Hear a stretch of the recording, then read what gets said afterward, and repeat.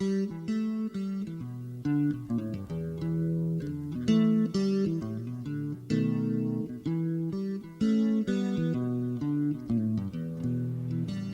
the years, we've seen motorcycle toys, motorcycle books, motorcycle songs, movies, TV shows, fashion, a whole culture based on two-wheeled transportation.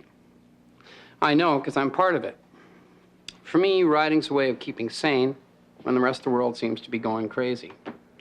You get totally focused, just you and the road. Nothing else much matters at that moment. And this whole culture wouldn't exist without one key element: the motorcycle. Like many inventions, it's tough to say where the motorcycle really began. There are plans and drawings going clear back to the 1700s, but about the only thing we know for sure out of that period is that when man put two wheels together, he figured out a way to make them go. That's Buster Keaton there getting a little aerobic exercise on what you might call an early hardtail.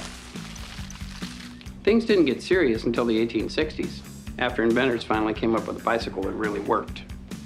The next step was to put an engine on it, like this old Johnson motor wheel here. Except the first motorcycle was powered by steam, and it came from, of all places, France. In 1868, an inventor named Louis Perrault strapped a steam engine onto the back of what Parisians called a velocipede. It was crude, but it worked, and a whole new form of transportation was born. Perrault registered his patent with the French government on December 26, 1868. I guess you could call that the birthday of the motorcycle. Imagine putting down some cobbled alley with a coal burner hissing away beneath your rump. An American named Roper came out with his own pressure cooker just a few months later, but they weren't real practical.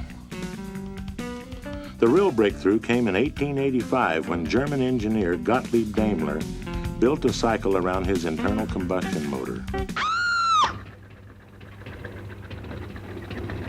He made only one bike, rented a few miles, and figured there was no future in two wheels after it caught his son's pants on fire. Well, Daimler was wrong about motorcycles, but the auto company he started has done pretty well. It's called Mercedes-Benz. By the turn of the century, bicycle shops all over Europe and America were turning out motorized bikes. They weren't for the faint-hearted. With little in the way of brakes or speed control, it took nerve just to climb on board. Of course, that was part of their appeal, the danger. Ripley's Believe It or Not states that a deputy sheriff up in Portland, Oregon, named Bill Dillon, Bob Dillon, can hurdle 23 men with his motorcycle. And this sounds to me impossible, so I'm asking to see this sheriff on your show, please. Thank you, Henry Krebs. All right, Henry, I'll tell you, Ripley's daredevil deputy is outside track testing that motorcycle right now. So let's go out and just see him whiz into action. You asked for it.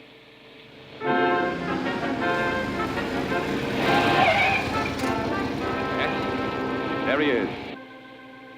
23. Down. And stay down. Well, this is kind of a gruesome little touch here. But just in case. All right. Measure it off. Get steady. Give it speed. Watch it. Here he comes.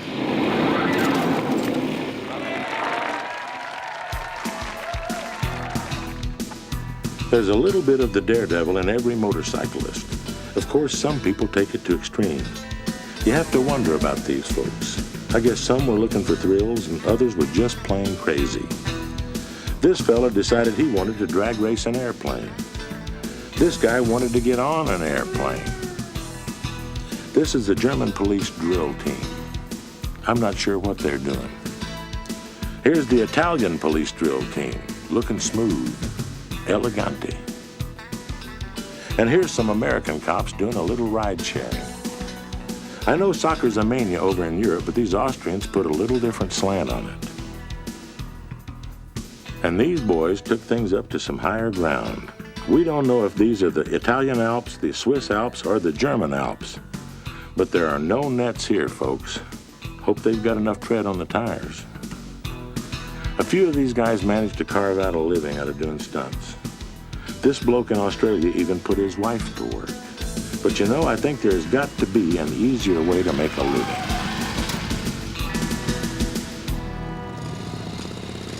You don't have to be riding through flames to be at risk on a motorcycle. You are out there, exposed and vulnerable, every time you drive through traffic. Some riders glory in the danger. Their custom tanks and body art almost flirt with the Reaper. Most riders just accept the danger as a part of life, a risk well worth taking. No one expressed this more eloquently than the late, great Malcolm Forbes. "I love exposure to the elements," Forbes said. "Sure, it's dangerous, but you know that, so all your senses are more alert. Your vision is better, your concentration is better, your mind is working on a different beam. You can't go through life insulating yourself from danger. Living is dangerous. Eventually, everybody dies of it."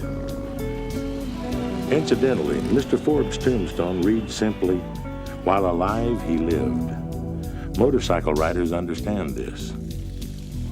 But what no one understood at the turn of the century was the real potential of the motorcycle. Back then, it had only one commercial use, as a pace vehicle for bicycle races. But all that was soon to change.